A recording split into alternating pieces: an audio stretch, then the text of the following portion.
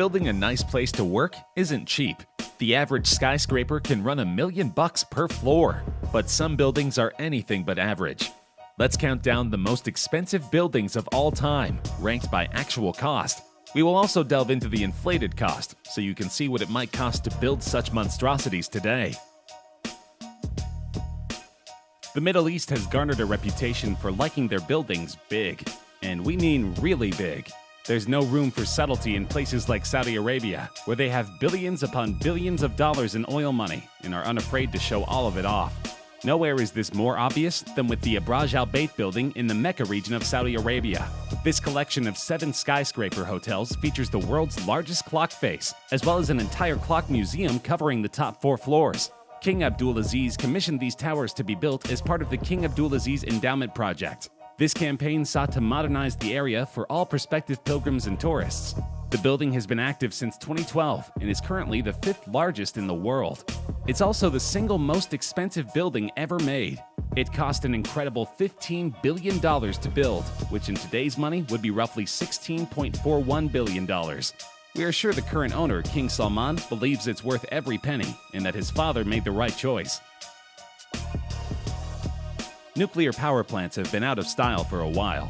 A few life-altering chemical meltdowns will do that to an industry's reputation.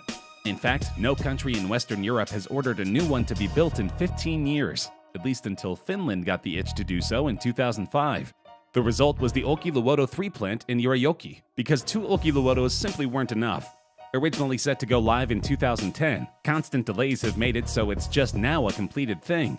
It's so new that it's not even technically open until early 2021. Most likely due to these endless delays and the costs that built up as a result, the price tag on this power plant has gone through the roof. It has cost the Finnish people an estimated $12.4 billion to put together something that much of the Western world long ago decided they didn't need anymore. It's like Finland has never watched Homer Simpson and Mr. Burns prove time and again why humans shouldn't use nuclear anything. When it comes to military protection, most countries spare little to no expense. Croatia is no different, spending what was an unbelievable amount of money in 1968 to construct the humongous Zeljava Air Base. This underground military base and airport were built to shelter soldiers from apocalyptic weapons of war. It was so solidly made that its walls could withstand a direct blast of 20 kilotons. If you want to know how strong a 20 kiloton explosion is, just look at pictures of Nagasaki after the US dropped an atomic bomb on it. Upon its construction in 1968, Zeljava was the single largest base of its kind in all of what was then known as Yugoslavia. It was one of the largest in Europe, period. Such a project cost $6 billion, which is 3 times more than the military budgets of Serbia and Croatia combined. Also, we're talking about today's budgets. Adjusted for inflation, this is the single most expensive building in history by a long shot. In today's money, this underground base cost over $44 billion. Sadly, such an expensive place is no longer in service, having long since been abandoned by the Yugoslavian military. You can visit if you like, but be aware there are still plenty of active landmines in the area just waiting to blow somebody's leg off. It might be best to find another expensive place to tour. Moving away from the grimness of an abandoned military base, it's time for some gambling fun in the sun.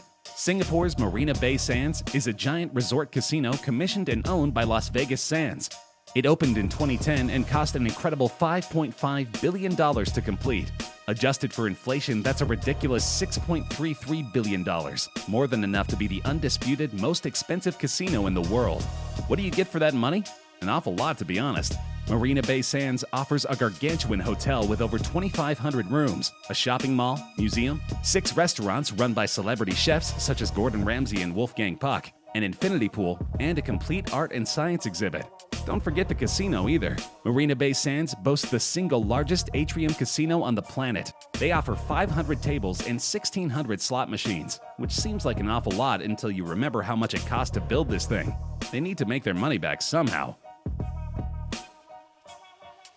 In January 2020, Apple became the first ever corporation to score a net worth of $1 trillion. But Steve Jobs' baby must have known they were on their way to that milestone for a while by that point. That's because several years ago, they spent boffo bucks on one of the biggest, most expensive corporate headquarters in the world. Who does that if they don't think it'll be a drop in the bucket for them? California's Apple Park is a 4-floor, 175-acre monolith of a headquarters. It features nearly 15,000 parking spaces and over 2.8 million square feet of floor space. You obviously can't see much of it if you don't work for Apple, but there is an extensive visitor center that you can stop by and explore 7 days a week. You can even bring your broken Apple device there and they'll fix it. Aren't they nice? All in all, Apple Park cost $5 billion when it opened in 2017. That would be $5.3 billion today. That said, its neo-futuristic look, which either looks like a donut or a Sonic the Hedgehog gold ring, depending on how hungry or nerdy you are, makes it impossible to deny that this was money well spent. We dare say Mr. Jobs would be proud. Singapore sure does like its large and expensive casinos, because here comes the second one on this list. The resort's World Sentosa, in addition to being a casino, includes 6 hotels, a Universal Studios theme park, a water park, and the second largest oceanarium in the world. Probably the only reason they didn't build the world's biggest oceanarium is that they didn't want to look like they were showing off. The Sentosa also features a dozen world-class restaurants, with menu options to tickle everybody's taste buds, as well as a large pool where you can swim with a bevy of adorably friendly bottlenose dolphins. Such a busy and bombastic endeavor was always going to cost big bucks. In fact, when the Sentosa opened in 2010, it immediately became the 3rd most expensive building in the world. It cost $4.93 billion to build, which in today's money would be $5.68 billion. Where Singapore gets all this casino building money, we have no idea, but they seem to be doing pretty well for themselves.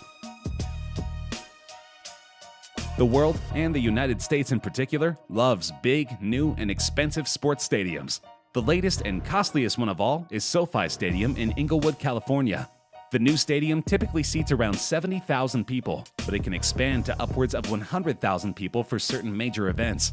SoFi also features a smaller 6,000-seat venue for intimate events that would look awfully silly played in front of 64,000 empty chairs. Construction began in 2016 and has all but wrapped up in 2020. The cost is estimated to be about $4.9 billion. Not to worry, the owners will more than make that money back in due time.